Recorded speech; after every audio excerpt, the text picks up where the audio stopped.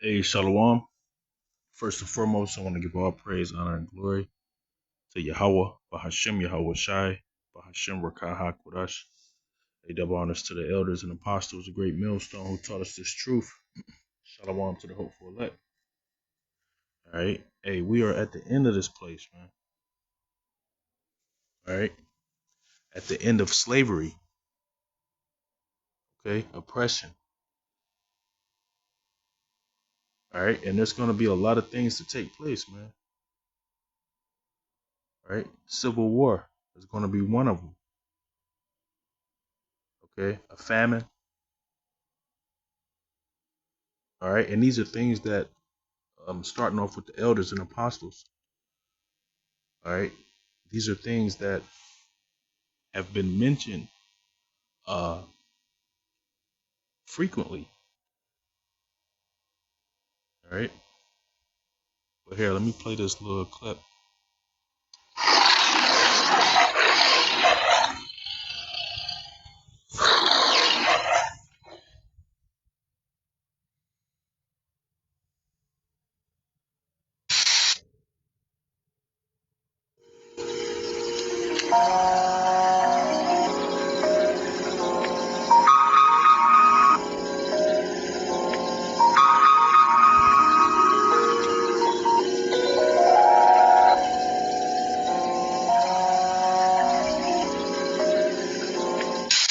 It's coming.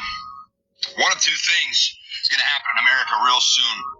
People are going to outflux out of the country and escape as soon as they possibly can, or there's going to be some sort of civil uprising. Why, you may ask? Why would such a thing happen?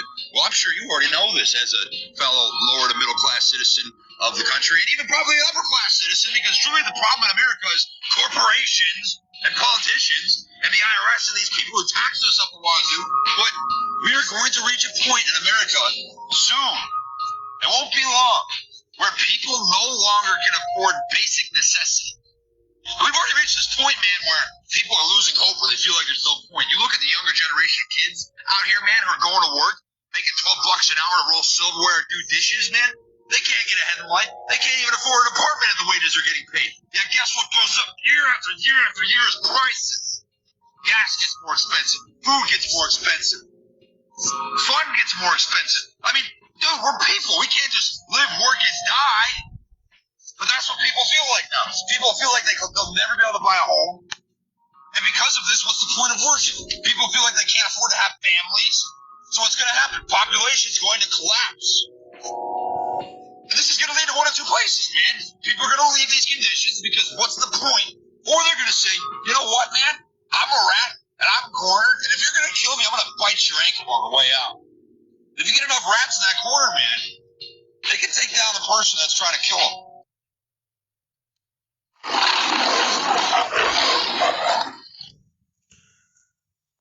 This is the book of Amos, chapter 9, verse 13. It says, Behold, the days come, saith the Lord, that the plowman shall overtake the reaper. All right. And the plowman is you Egyptians. All right. You workers. You slaves. Okay. You Negroes, Latinos, and Native Americans. Right.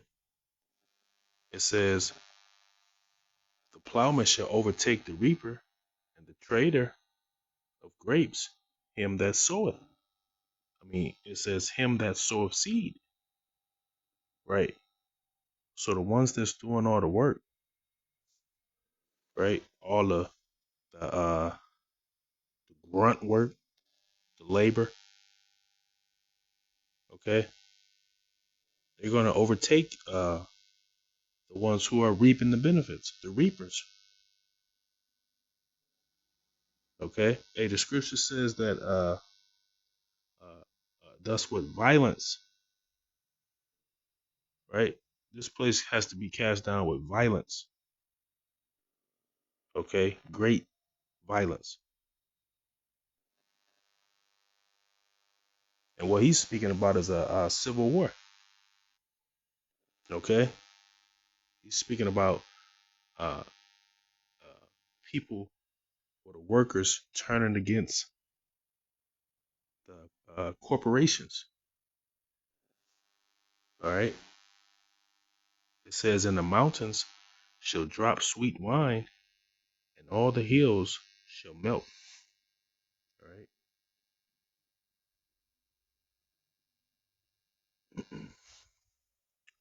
Here, let's grab this. It's the book of Second Esdras, chapter 16, and I'm gonna start at verse 3. It says, "A sword is sent upon you, and who may turn it back?" We know that the blessing of the sword was given to Esau Edom, okay, through Isaac. And the scripture says that by thy sword shall thou live. All right. And giving the fact that he has the fatness of the earth, right? And he got that through his sword, okay? Him causing, all right, high prices, uh, inflation, right? Jobs closing, okay? This is going to stir up the sword, okay? Egyptian against Egyptian, okay? Esau against Esau. And also you 2/3, man. Those who think like these devils, man, okay? Those who are Hellenized, right? It says, verse 4, "A fire is sent among you, and who may quench it? No one." All right. "Plagues are sent unto you, and what is he that may drive them away?" Nobody can drive these plagues away, man. This is the Lord's word. All right. The scripture says, "Who has resisted his will?" All right. So being that the Father, Yahweh, Hashem Yahweh Shai, okay, is the Father of all spirits, no one has resisted his will, man. All right. The scriptures tell us that the Lord ruleth in the kingdom of men. All right. He setteth up kings and he bring them down, or kingdoms and he bring them down. Okay. So this is ultimately the Lord's work. This is the Lord stirring up the pot. Okay. It says, "Plagues are sent unto you, and what is he that may drive them away?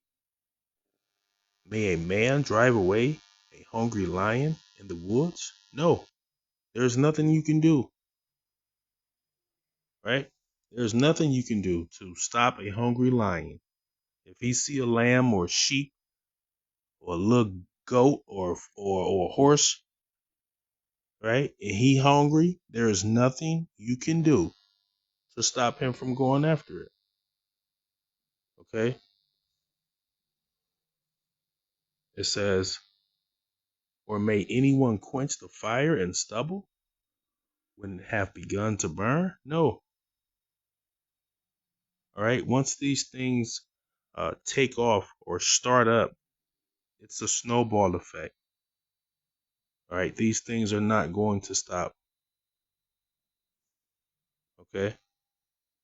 These are scenes of the end of a movie. Okay. These are the scenes in the end of a movie. All right. It says, may one turn again the arrow that is shot of a strong archer? No. All right. Once that arrow is shot off, it's there is no stopping it. You can't grab that arrow, and put it back. Just like your words. Once you say those words, they're out there. You can't call those words back. Okay? So the Lord is saying, I'm sending these plagues, and who's gonna stop them, man? Right? Who's gonna prevent these things from happening? Nobody. It says the mighty Lord sendeth the plagues, right? And who is he that can drive them away? Nobody, man. All right. This is the end of Babylon. This is how it's going to play out.